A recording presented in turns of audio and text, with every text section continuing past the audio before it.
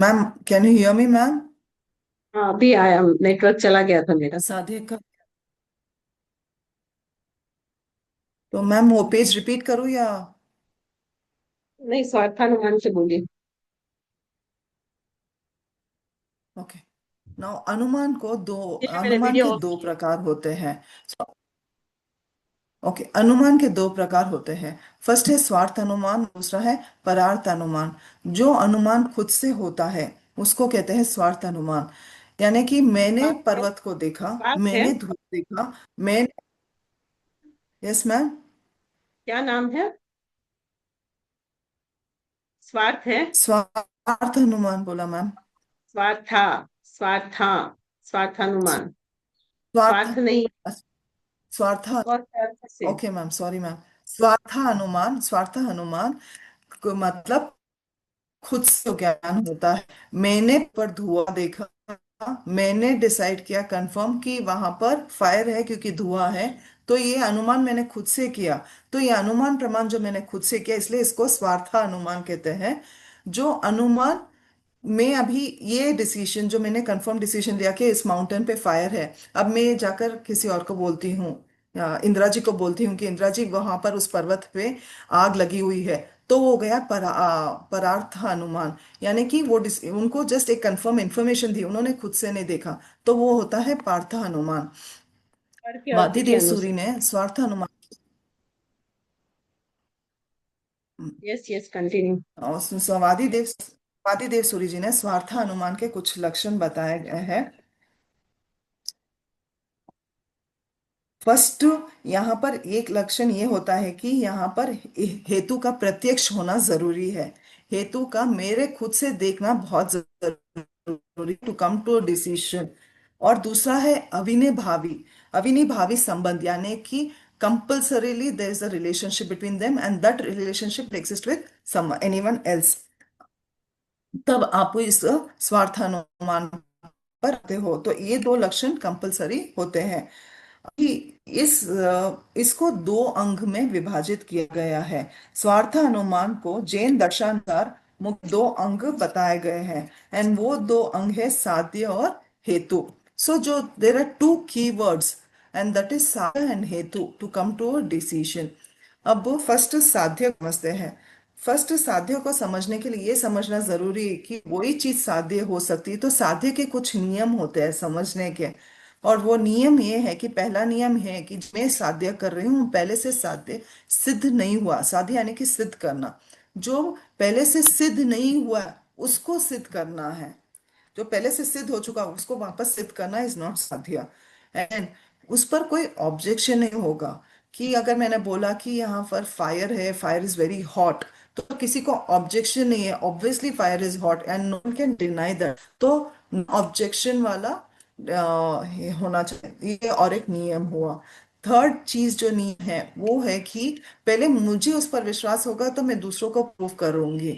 अगर मुझे उस पर थोड़ा भी डाउट है तो मैं उसको प्रूव नहीं कर सकती। तो ये तीन नियम याद रखने चाहिए जब हम साध्य कर रहे हैं कोई चीज को। फिर साध्य के दो इंपॉर्टेंट वर्ड्स हैं, वो है धर्म और धर्मी। ये धर्म और धर्मी समझने के लिए ये चीज समझनी है कि पर्वत पर धुआं है, आग लगी हुई है। सो पर्वत पे आग लगी हुई है, दैट डजंट मीन हर पर्वत पे आग लगी हुई है। पर्वत बहुत सारे हैं बट इस पर्वत पर धुआं है इसलिए आग लगी हुई है। तो आग और पर्वत इज द धर्मी एंड आग इज द धर्म। आग जहां होगा वहां धुआं होगा, मगर हर जगह जहां पर्वत होगा वहां धुआं आग नहीं होगी। एग्जाम्पल, जहां हर जगह पे चूल्हा चौका होगा वहां पर आग होना जरूरी नहीं है। The material is there. आग लग सकती है, लगाई जा सकती है, बट होना जरूरी नहीं है। सो दैट इज धर्मी। धर्म इज फायर। फिर आते हैं नेक्स्ट कीवर्ड पर। नेक्स्ट कीवर्ड है हेतु को। बौद्ध दर्शन में तीन कंपलसरी रूप बताए गए हैं बौद्ध दर्शन में। And that is later on denied, but first I explain the three की वर्ड्स दैट बौद्ध धर्म सेज। द बौद्ध धर्म के हिसाब से त्रिरूपीय होता है हेतु। एंड दैट इज पक्ष धर्मत्व, सपक्ष धर्मत्व एंड विपक्षत्व। तो पक्ष धर्मत्व, एक्सक्यूज मी, पक्ष धर्मत्व यानी कि आग और धुआं का रिलेशनशिप, दैट इज पक्ष धर्मत्व। तो दे को एग्जिस्ट, तो वो पक्ष धर्मत्व है। सपक्ष धर्मत्व यानी कि हर जगह जहां पर चूल्हा चौका होगा वहां पर आग होना जरूरी नहीं है, बट इट कैन बी, वहां पर आग लगाई जा सकती है। So raw material is that, that doesn't mean the fire is there. Okay, that is called सपक्षत्व। और विपक्षत्व यानी कि, विपक्षत्व यानी कि जो धुआं आग से होता है वो और कोई मटेरियल से नहीं होगा, जैसे पानी से नहीं हो सकता। दैट्स द एग्जाम्पल ऑफ विपक्षत्व। ये तीन कंपल्सरी कंडीशंस बताए गए हैं बौद्ध दर्शन में, बट ये तीन कंपल्सरी कंडीशंस जो बौद्ध दर्शन ने बताए थे, इसको डिनाई किया था जैन दर्शन में, इसको डिनाई किया गया है। तो बौद्ध त्रैरूपीय हेतु लक्षण का खंडन करने वाले जैन दर्शन में पात्र स्वामी अथवा पात्र केसरी को सर्वाधिक महत्व दिया जाता है, क्योंकि उन्होंने बौद्ध त्रैरूपीय का खंडन करने के लिए त्रिलक्षणक दर्पण नामक पृथक ग्रंथ की रचना की। तो एक किताब की रचना की गई जिसके थ्रू इस थ्री कंडीशंस को डिनाई किया गया है, कि जरूरी नहीं है कि ये तीन कंडीशंस का रहना जरूरी है हेतु के लिए। एग्जाम्पल, हर हेतु में ये चीजें रहना जरूरी नहीं है। किचन में फायर है, गैस पर फायर है तभी कुकिंग हो रही है, but that fire will not give that kind of smoke what the mountain smoke is giving. So हर जगह जहाँ हेतु होता है उनके ये तीन लक्षण होना जरूरी नहीं, उसको डिनाई किया गया है इस किताब में, और जैन दर्शन में इसका डिनायल है। और एक दर्शन में भी इसके पांच रूप बताए गए हैं, और बौद्ध दर्शन में तीन रूप बताए गए, बट इन सबको जैन दर्शन में डिनाई किया गया, इनका खंडन किया गया, जिसका प्रभाव शांति रक्षित जैसे बौद्ध तार्किक पर भी हुआ। इसमें भी कोई संदेह नहीं कि अकलंग, विद्यानंद, अभयदेव, प्रभाचंद्र जी उत्तरवर्ती जैन दार्शनिकों द्वारा किए गए त्रय रूप खंडन में पात्र स्वामीकृत खंडन मार्गदर्शन बना। बौद्ध त्रैरूपीय के खंडनार्थ प्रयुक्त एक कारिका को उनके उत्तरवर्ती लगभग सभी जैन दार्शनिकों ने उद्धृत किया, जिसमें यह प्रतिष्ठित किया है कि जहाँ हेतु में अनंतानुपन्नत्व है वह त्रिलक्षणता का कोई प्रयोग नहीं है, और जिस हेतु में अनंतानुपन्नत्व नहीं है उस हेतु में भी त्रिलक्षणता का निरर्थक है। सो इट सेज कि every hetu doesn't need to have all the three qualities that are shown here. And now comes हेतु आभास। हेतु आभास का मतलब है, कभी कभी हमको लगता है हेतु है but it's not there, a condition is there. And the best example given is the oasis that we see in the deserts. हमको लगता है पानी है, पानी है, पानी है, हमको दूर पानी दिख रहा है बट पानी होता नहीं है, सो उसके कहते हैं हेतु आभास। तो it gives a false assumption to think that there is something there but nothing is there. The third key word for this is व्याप्ति। व्याप्ति यानी कि रिलेशनशिप, अविनाभाव। अविनाभाव यानी कि अनकॉम्प्रोमाइज्ड रिलेशनशिप बिटवीन अ साधन एंड साध्य। तो इन दोनों के बीच में अनकॉम्प्रोमाइज जो रिलेशनशिप होता है, that is very much required to come to साध्य, टू सिद्ध, टू कम टू अनुमान की हाँ कंफर्म्ड वो चीज वहां पर होती है करके। व्याप्ति, अब इस व्याप्ति को भी एक्सप्लेन किया गया है।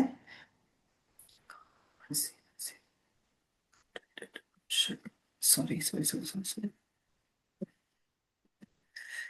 जैसे हेतु का कथन करने के बाद उसका समर्थन किया जा सकता है, हेतु का प्रयोग किए बिना सब जगह समर्थन अलाइन नहीं कर किया लेना, जा लाइन एक सकता। कहीं छूटती है, एक लाइन कर दूसरी कहीं खत्म होती है ना, तो उसको अलाइन कर लेना सारी लाइंस को।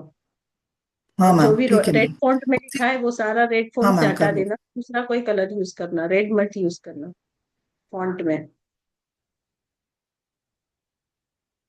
Sorry ma'am. फॉन्ट में don't use red colour, other than red you use any colour. Okay, red लगता ठीक है है, कि डन मैम। मिस्टेक से करके करेक्शंस किया हुआ है, red don't use red colour. ठीक है, ध्यान रखूंगी मैं। ओके, तो यहाँ पर हेतु को वापस रिपीट किया गया है कि हेतु का कथन जो है, जब तक आप हेतु को स्वीकार नहीं कर सकते, हेतु हो का गया स्वीकारना तो। बहुत जरूरी है। फिर अविनाभाव संबंध जानने, बुद्धिमान है उसके आगे पक्ष और हेतु का प्रयोग से ही। जब तक आपको अविनाभाव का नॉलेज नहीं है, आप डिसीजन पर नहीं आ सकते हो। Till I don't have the relationship knowledge और प्री नॉलेज अबाउट द हेतु, I can not come to साध्य द कंफर्म डिसीजन, अनुमान प्रमाण तक नहीं पहुंच सकती हो। पक्ष में ही साधन की साध्य के साथ व्याप्ति होना अंतर व्याप्ति है, और पक्ष के बाहर व्याप्ति होना बाह्य व्याप्ति है। सो व्याप्ति जो है, रिलेशनशिप जो है, वो डिवाइड, और अंतर्व्याप्ति और बाह्य व्याप्ति। अंतर्व्याप्ति यानी कि वो कंडीशन उसमें को एग्जिस्ट है, the smoke exist in the fire, so that is called अंतर्व्याप्ति। बाह्य व्याप्ति यानी कि जो बाहरी कंडीशन है, लाइक फायर पर जो स्मोक था, तो एवरी फायर, सॉरी, माउंटेन पे जो स्मोक था, so every mountain will not have fire. ठीक है, सो वो बाह्य व्याप्ति है। बाह्य व्याप्ति एग्जिस्ट करे या ना करे, fire and smoke will always exist. So अंतर व्याप्ति का होना कंपलसरी है। अंतर व्याप्ति के ना होने पर अगर बाह्य व्याप्ति एग्जिस्ट करती है तो it doesn't matter, it does not, it's not important, it's not a हेतु। हेतु के दोष का अभाव दिखाकर उसे निर्दोष सिद्ध करना समर्थन है। समर्थन करने से ही हेतु का समुच्चय सिद्ध होता है। So final thing to understand is कि हेतु के बगैर साध्य नहीं हो सकता। सो हेतु का होना कंपलसरी है, और हेतु के ना होने पर कोई चीज साध्य नहीं होती है। फर्स्ट एग्जिस्टेंस होती है हेतु, सेकेंड एग्जिस्टेंस होती है व्याप्ति, और थर्ड एग्जिस्टेंस होती है साध्य, जिसको हम सिद्ध करते हैं। दिस इज अनुमान प्रमाण। और अनुमान प्रमाण अगर एक बार आ जाता है तो अनुमान इज नॉट गेसिंग, अनुमान इज कंफर्म्ड, कंफर्मेशन की है, ऐसा ही है। That's it, thank you so much. Are you done? Yes ma'am. हो गया आपका? हाँ मैम, हो गया। ओके। सो आपने कॉन्सेप्ट अच्छा से क्लियर समझाया है, एंड आपको भी समझ में आ गया है। Hope all of you have understood. Savita ji, Indira ji, Komal, Suman, Meenakshi ji, all of you got it? Yes yes yes ma'am. किसी को कुछ डाउट है तो अभी पूछ सकते हो, आज यस मैम। गीता जी हाथ में है। कोई डाउट है किसी को? मैम मैं क्लियर करूंगी मैम, कोई भी डाउट होगा तो क्लियर करूंगी, मैंने पूरा पीएचडी कर लिया है टॉपिक पे। तो प्रेजेंटेशन देने का अर्थ और यही एक है, दिन एक्स्ट्रा मतलब भी और यही है कि एटलीस्ट आप एक एक टॉपिक तो पढ़ोगे, बुक तो हाथ में लोगे। सो आपको पता लग रहा है ना कि यस कितना मैम। बेनिफिशियल है। Yes ma'am ma'am. प्रेजेंटेशन तो डेफिनेटली बेनिफिशियल है। हम्म।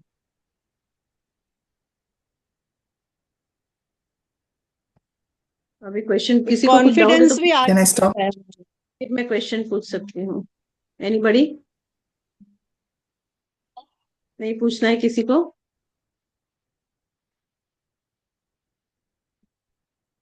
तो अभी मैं पूछती हूँ। आपके जो करेक्शंस है ना थोड़े पीपीटी में, वो सारे कर लीजिएगा, और उसके बाद आप मुझे बताइए कि अनुमान के मुख्य लक्षण क्या क्या है, देखे बगैर। अनुमान के मुख्य लक्षण है कि साधन और साध्य एक साथ एग्जिस्ट करते हैं, they can not exist without each other. साधन और साध्य में रिलेशनशिप का होना कंपलसरी है, और साधन का, हेतु का पहले से नॉलेज होने पर ही आप साध्य तक पहुंच सकते हो। करेक्ट है माँ? मतलब कि साधन एवं साध्य का ये जो संबंध है वो पूर्व ज्ञात होना चाहिए, और उससे ही निश्चयात्मक पूर्व ज्ञात संबंध होना चाहिए। है। हाँ, और जो कंफर्म्ड आंसर मिलेगा, वो और एक लक्षण ये है कि जो आंसर मिलेगा वो कंफर्म्ड आंसर है, उसको डिनायल नहीं हो सकता, उसको वो निकारा नहीं जा सकता। नकारा नहीं जा सकता। फिर आपने जो हेतु के यस। आगम स्थानांक सूत्र में हेतु के चार भेद बताए हैं, वो कौन कौन से हैं स्थानांक सूत्र के अनुसार? या हाँ, कारण या स्थानांक अनुसार, कारण हेतु, पूर्वचर हेतु, उत्तरचर हेतु और सहचर हेतु। गलत। करेक्ट है। स्थानांक सूत्र स्थाना मैं में बोलती हूँ विधि, विधि विधि, विधि विधि निषेध, हाँ देख निषेध। लिया। हाँ, स्थानांक सूत्र में हेतु के चार भेद है। विधि विधि निषेध विधि, निषेध। विधि निषेध, निषेध विधि। हाँ, निषेध निषेध। Sorry, I forgot to cover this page. Can I I no, now? Or इसीलिए I'll मैंने add it in पूछा। my slide. या you have to add it. I'll add it in my slide. I'm yes, sorry, I forgot to add this in my and slide. Notes में भी add कर देना, मैं इसके notes बारे में में भी ऐड। बोलने वाली थी। हाँ मैं हाँ, मैं ये स्लाइड में ऐड करके फिर ग्रुप पे भेज दूंगी। मैं पेज बोलने वाली थी, लिखना मिस कर दिया, सॉरी। आपको ग्रुप में नहीं भेजना है, पहले मुझे भेजना है। I will check it, then I will send it. और नोट्स भी आप बना लीजिए, मुझे ओके मैम, भेजिए। ठीक है। I will check it, then I will send it. उत्तर चिन्ह हेतु का ठीक है अर्थ मैम। क्या है? और ये रूल जो है क्या वो मैम? सबके लिए, ये जो मैंने बताया है ना वो सबके लिए है। मैं सबको अलग अलग से नहीं बताऊंगी। उत्तर चर हेतु का मतलब क्या है? साध्य साधन देखना में नहीं जब है, पक्ष देखना नहीं है, you see here, I will not give you marks. Okay. उत्तरचर हेतु का मतलब है कि पहले की चीज को देखकर नेक्स्ट चीज का आभास कर देना। कि अब जैसे मैंने, अभी दिन है तो ऑब्वियसली बाद में रात होगी। सो दैट इज कॉल्ड उत्तरचर हेतु। तो और सहज का मतलब? पहले का देखकर बाद का कंडीशन डिसाइड सहचर, करना इज कॉल्ड उत्तरचर हेतु। सहचर।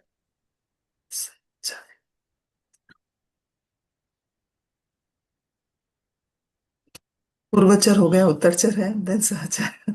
मैम इज इट कि बाद में का डिसाइड करना कि अभी रात है तो कल सुबह सुबह ही होगी कंपल्सरीली। अभी ये महीना चल रहा है, अभी जैसे अभी अक्टूबर चल रहा है तो पढ़ो पेज नेक्स्ट नंबर 171, लास्ट पेरा।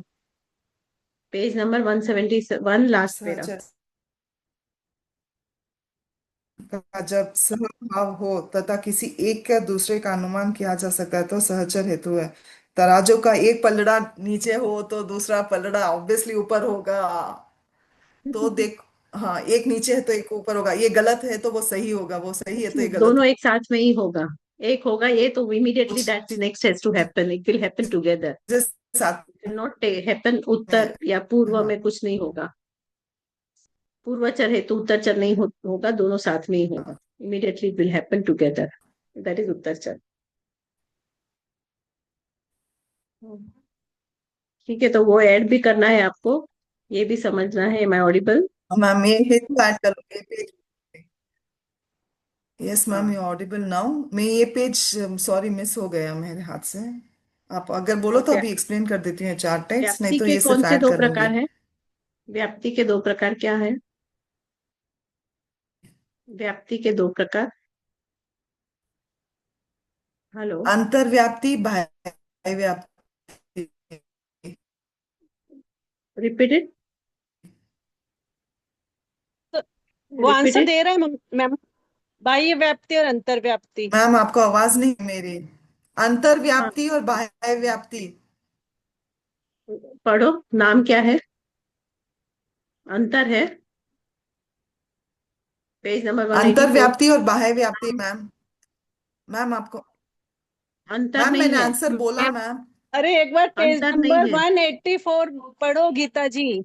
अंतर्व्याप्ति और बाह्य व्याप्ति। बहिर्व्याप्ति, अंत, अंतर नहीं है। बहिर्व्याप्ति। दोनों स्पेलिंग सॉरी आपने मैम। अंतर पीपीटी नहीं के है, टाइम भी अंत है रॉन्ग बोला था। व्याप्ति है वो। पीपीटी के टाइम में भी रॉन्ग बोला था, पर मैंने करेक्शन नहीं किया, इसीलिए अभी वो पूछ के आपको करेक्ट करवा रही हूँ। अंत व्याप्ति।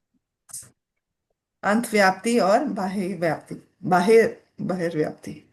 हम्म, तो बहुत सारे करेक्शंस करने हैं आपको, प्रोनाउंसिएशन यस में भी। Ma'am, pronunciation, pronunciation mistakes. ठीक है, एक्चुअली मैम चलो। इसीलिए मैं सूत्र ऐड नहीं की क्योंकि मेरे प्रोनाउंसिएशन अच्छे नहीं है। बहुत बहुत इम्पोर्टेंट है वो सूत्र। आप लोग इसमें तो कॉपी करके वो लिख सकते थे। You could make your presentation more weightageful, weightful, अच्छा और मैम बना मैंने सकते। 11th वाला पैराग्राफ यहाँ तो, डाला, 11th यहाँ वाला तो देख के ही पैराग्राफ डाला लिखना था। था। यहाँ तो देख के ही लिखना था, एग्जाम में आप नहीं लिख सकते तो चलता, पर यहाँ पे तो आप देख के ही लिखना था।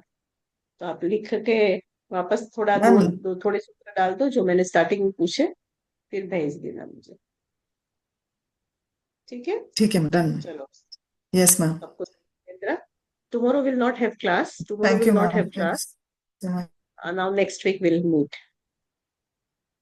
मतलब हॉलीडेज के बाद अपना ओके क्लास मैम, रहेगा। Thank you ma'am. Okay ma'am. चलो, happy Diwali to all of you. Okay ma'am. जय Jinendra, bye bye, see you. Thank you same ma'am, to you thank you. Ma'am, जय happy Jinendra. Diwali. Happy Diwali ma'am, Jai Jinendra. Jai bye happy Jinendra bye, ma'am. Diwali ma'am, Jai Hind ma'am. जय जिनेन्द्र।